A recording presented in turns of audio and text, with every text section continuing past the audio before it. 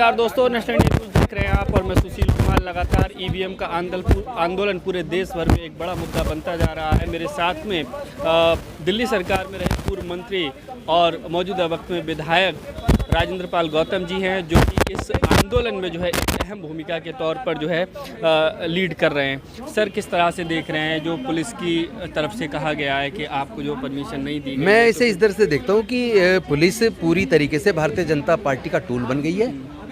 सारी देश की जांच एजेंसियां भारतीय जनता पार्टी की सरकार के हथियार के तौर पे इस्तेमाल की जा रही हैं। और जो भारत के संविधान ने फंडामेंटल राइट्स की जो गारंटी दी है और जो जनता को सरकार के सामने धरने प्रदर्शन करके संवैधानिक तरीके से अपना फंडामेंटल राइट का इस्तेमाल करके अपनी बात कहने की जो इजाज़त दी है, और उसके लिए सुप्रीम कोर्ट की जजमेंट को भी ध्यान में रखते हुए जो सरकार ने जो जंतर मंतर को एक डेजिग्नेटेड प्लेस किया कि यहाँ लोग अपनी डिमांड रखने के लिए धरने प्रदर्शन कर सकते हैं। लेकिन इस जायज़ मांग को रोकने के लिए जिस तरह धारा 144 का गलत इस्तेमाल करके, गलत इस्तेमाल इसलिए कह रहा हूँ कि ये कोई भी कानून देश का, किसी भी राज्य का बनाया कानून या केंद्र का कानून, वो सुप्रीम कोर्ट से ऊपर नहीं जा सकता।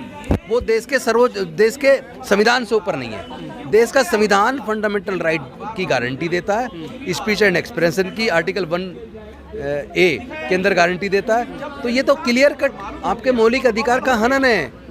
मौलिक अधिकार का हनन करने का अधिकार तो देश की किसी भी सरकार को और पुलिस को किसी को भी नहीं है।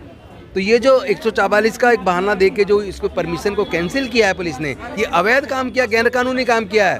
मैं तो सीधा कह रहा हूँ, जिन अधिकारी ने ये कैंसिल करने का ऑर्डर दिया है उसको मुलजिम बना के कोर्ट में केस डालेंगे हम। वो समझ के आ रहे हैं, हम जाएंगे प्रदर्शन करने, वो गिरफ्तार करना चाहे कर लें, कोई दिक्कत नहीं है। संवैधानिक तरीके से करेंगे हम कोई रोड पे हुड़दंग नहीं कर रहे हैं, हम कोई गलत गतिविधि नहीं कर रहे हैं। हम लोग संवैधानिक तरीके से शांतिपूर्वक तरीके से सभा करके हम इलेक्शन कमीशन से मांग कर रहे हैं। तो इसमें पुलिस का क्या मतलब है? पुलिस का काम है लॉ एंड ऑर्डर मेंटेन करना। वो अपना लॉ एंड ऑर्डर मेंटेन करे, और लॉ एंड ऑर्डर मेंटेन करने में तो हम भी सहयोग कर रहे हैं। सर, आप लंबे समय से मांग कर रहे हैं और अब एक राष्ट्रीय मुद्दा बन गया है। क्या वजह आपको महसूस होती है कि चुनाव आयोग आखिर क्यों जिद पर है कि भाई ईवीएम से ही चुनाव होगा? जब लोग देखिए, उनको लालच है कुर्सियों का कि जो IAS ऑफिसर रिटायर हो जाता है उसको फिर कोई कुर्सी चाहिए। कहीं पे उसे राज्यपाल बना दो, कहीं पे उपराज्यपाल बना दो, कहीं पे उसको कोई राज्यसभा में भेज दो या किसी कमीशन का चेयरमैन बना दो। तो उसी लालच में, चूंकि आपको पता है सुप्रीम कोर्ट ने एक व्यवस्था दी थी कि इलेक्शन कमीशन का गठन करने के लिए जो 3 सदस्यीय पैनल है, समिति है, उसमें देश के प्रधानमंत्री, एक विपक्ष के नेता और चीफ जस्टिस ऑफ इंडिया के इंडिपेंडेंट व्यक्ति होंगे, ताकि एक निष्पक्ष चुनाव कराने के लिए निष्पक्ष लोगों को वहाँ इलेक्शन कमीशन में चीफ इलेक्शन कमिश्नर और 2 इलेक्शन कमिश्नर बनाया जा सके। लेकिन मोदी जी ने किस अवैध तरीके से सुप्रीम कोर्ट की व्यवस्था को बदल के और संसद में बाकायदा एक बिल लाकर उस व्यवस्था को बदल दिया, और उसमें कर दिया देश के एक प्रधानमंत्री होंगे, एक कानून मंत्री होंगे, विपक्ष के नेता होंगे। बहुमत हो गया केंद्र सरकार का, यानी बीजेपी का। क्योंकि देश के प्रधानमंत्री जी और कानून मंत्री जी मिलके फिर जिसको चाहेंगे चीफ इलेक्शन कमिश्नर बनाएंगे और जिनको चाहेंगे कमिश्नर बनाएंगे। तो वो लोग जिनको बना रहे हैं वो लोग उनके लिए काम कर रहे हैं, वो लोग देश के लिए काम नहीं कर रहे।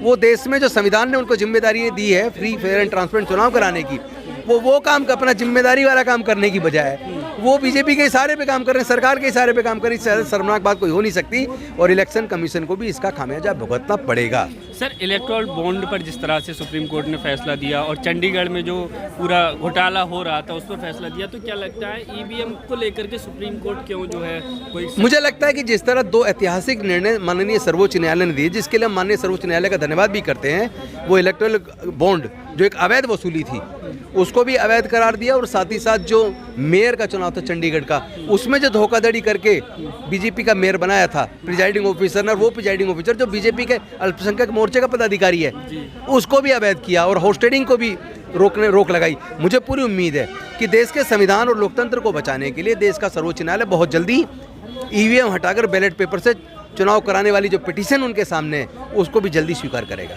सर, एक लास्ट सवाल, चुनाव का समय कम बचा है, ऐसे में आप क्या संभावनाएं देखते हैं अपने आंदोलन की? नहीं, मुझे पूरी उम्मीद है कि हमारा आंदोलन चूँकि जनता का आंदोलन है, हम लोग जनता की आवाज़ बन के जनता के लिए कर रहे हैं, और निश्चित तौर पर हमारी जीत होने वाली है। हमें कोई संदेह नहीं है कि हमारी जीत ना हो, 100% जीत होगी, क्योंकि हमारी जीत नहीं है, ये देश की जनता की जीत होगी, ये देश के लोकतंत्र और संविधान की जीत होगी। चलिए, थैंक यू सर।